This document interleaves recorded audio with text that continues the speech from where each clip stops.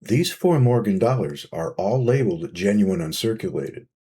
They don't all carry the same risk, and they don't all matter equally. And one or more of these may not even come back straight grade. And the most important one is not the first one we're going to look at. Let's evaluate the surfaces before the labels cost someone money. Okay, so let's take a little bit closer look at these encapsulated Morgans. Now, what we have are coins that were not encapsulated by one of the known grading services. This is apparently a coin and stamp dealer that certified this coin as genuine and is describing it as uncirculated. Well, what does that really mean? Well, basically, they're certifying that it is a genuine Morgan dollar. It's not counterfeit. It's not one of the Chinese imports. It is an actual Morgan dollar. Based on the look and feel so far, I would agree with that.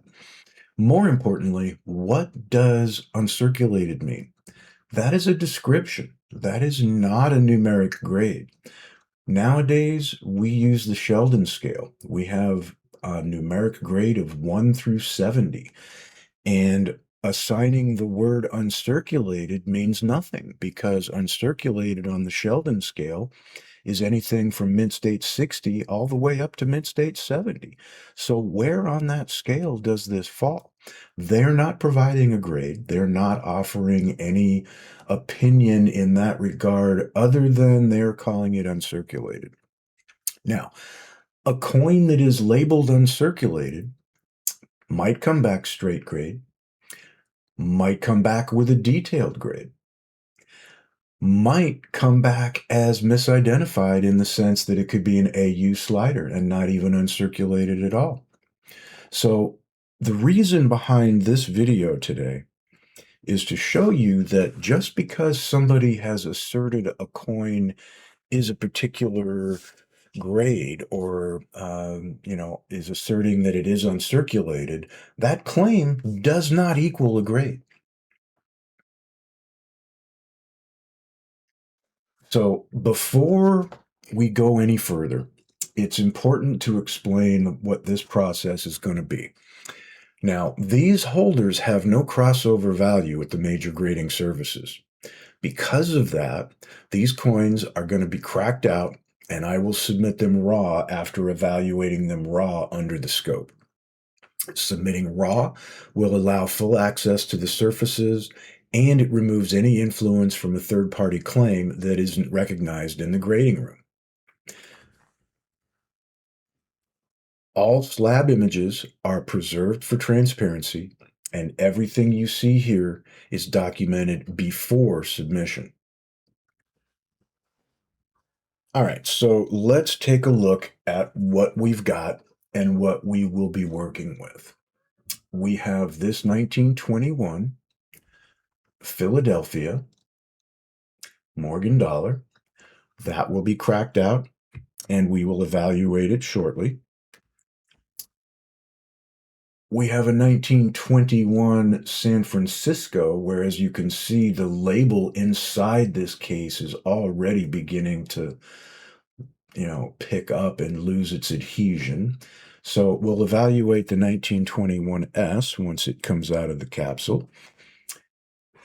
We've got an 1899 New Orleans, which is pretty nice. And depending on what that actually looks like, that may be something that hopefully may deserve a little bit more, a little bit more significant chunk of time. And then last, but certainly not least, we have an 1883 Carson City Morgan dollar, which I am eager to get out of this case and take a look at what it actually looks like without the glare of the plastic and the potential distortion that that may introduce. So those are the four coins that we are going to be looking at. I will come back once I have cracked them out. And we'll go from there. So now that these are documented, I'll remove them from the holders and we will evaluate the surfaces directly. All right, so as we discussed earlier, I broke these out of the capsules. The slabs are now gone, but I was able to preserve the cores. So what I'm going to do is I'm going to present each coin in its individual core for identification and tracking. From here forward, only the surfaces matter. Two of these coins will be submitted for express grading. Two will not. The decision will come down to strike, surface integrity, and probability. This 1921 Philadelphia sets the floor. We've got a little bit of hair softness above the ear in the strike. That's not terribly uncommon for 1921.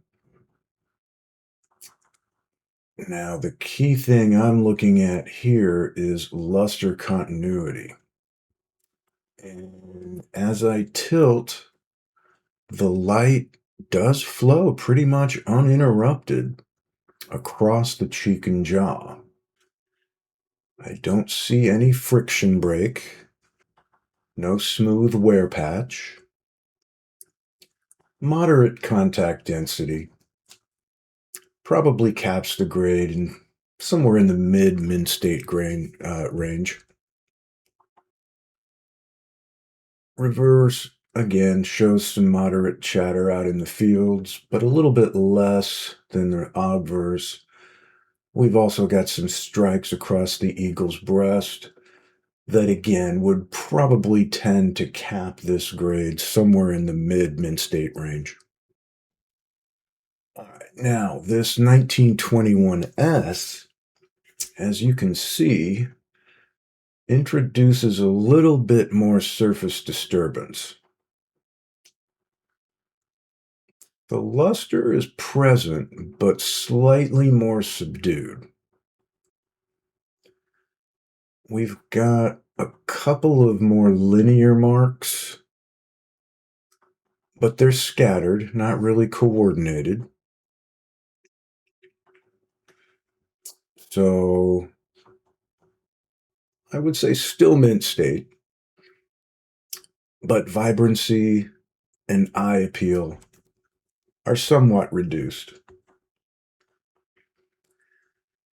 And similar to the 21P, the reverse looks to be a little bit better. Slightly less contact mark density. Surface appears pretty much intact without major disturbance.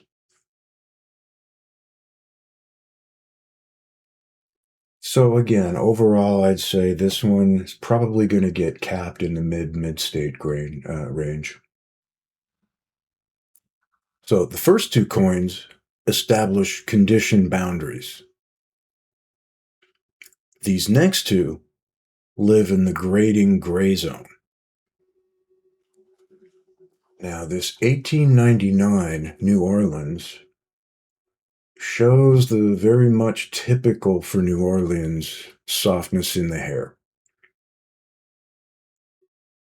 If you look at the area above the ear, you can notice that that is somewhat smoothed out.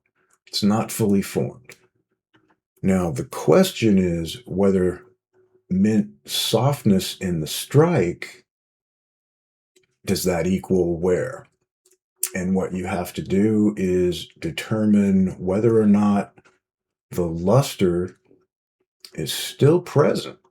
Because if there is wear, that will be worn off. And I do still see very much intact luster. I see granular texture, luster continuity. I do not see a friction break. But looking at the cheek, contact density is meaningful. Central cheek chatter compresses the numeric ceiling.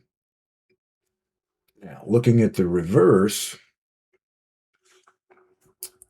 Again, very much in line with what you see out of New Orleans. The breast feathers on the eagle are a little bit blended, which again is consistent with strike softness. The surface texture remains intact. So this coin likely falls into a pretty narrow band. Probably mint state 62, possibly to a mint state 63, but not comfortably above that. Now, this 1883 Carson City also shows softness in the hair area. There's very little detail in the area above the ear. But again, the diagnostic we're looking for is whether that is strike or wear.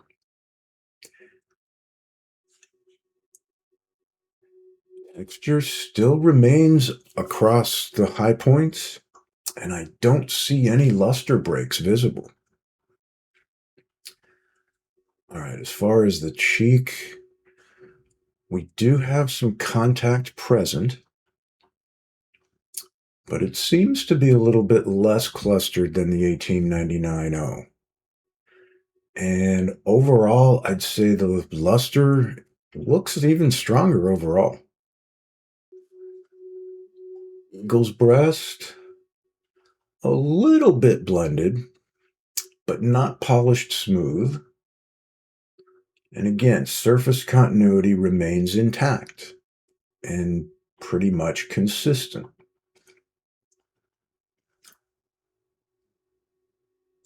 So again, we've got to look at this in terms of probable bands. And based on what I'm seeing, this one is most likely a mint state 63, but possibly a mint state 62. Now, if the grading room happens to favor luster strength on any given day, I could see a mint state 64 potentially.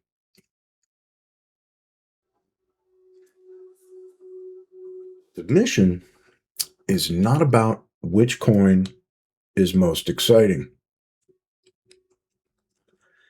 It's about which coin sits in a narrow grading band where professional evaluation adds value.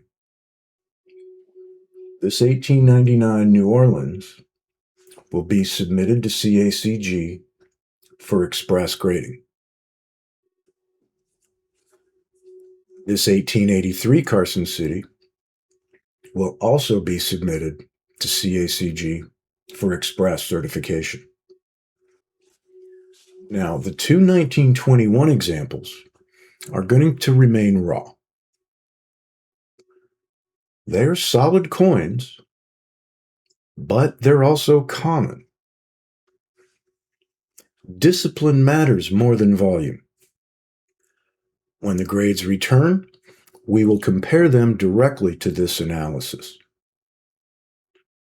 So, what's going to be very interesting to see here is just what CACG does with these two coins. And again, the main premise of this is this term genuine uncirculated. And what does that actually mean? Genuine uncirculated can mean a lot of things. Genuine uncirculated could very easily mean a coin that is legitimate, not counterfeit. That's what genuine means. Uncirculated, well, that covers a lot of ground, anywhere from mint state 60 to mint state 70 on the Sheldon scale. But it could also mean that this coin has been altered in some way. If that's the case, it would come back details.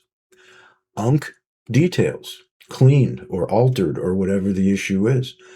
Does that mean it's not a genuine uncirculated Morgan dollar? No, it doesn't.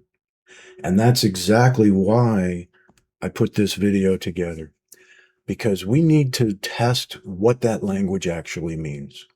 And as I just explained, it can mean a lot of different things. So When the grades come back from CACG, we will find out a couple of things.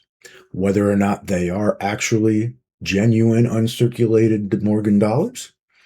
More specifically, we will find out if they grade straight, and if so, how high, or do they come back details, all of which will confirm various different things. That again, when you have a third-party capsule, such as these, that are not from a recognized grading company, there's only a certain amount of faith you can put into that description. So I'm going to put that description to the test by paying to grade these two coins, and I hope you stay with me for the journey to see how they end when they come back. Thank you for watching, and I will see you next time.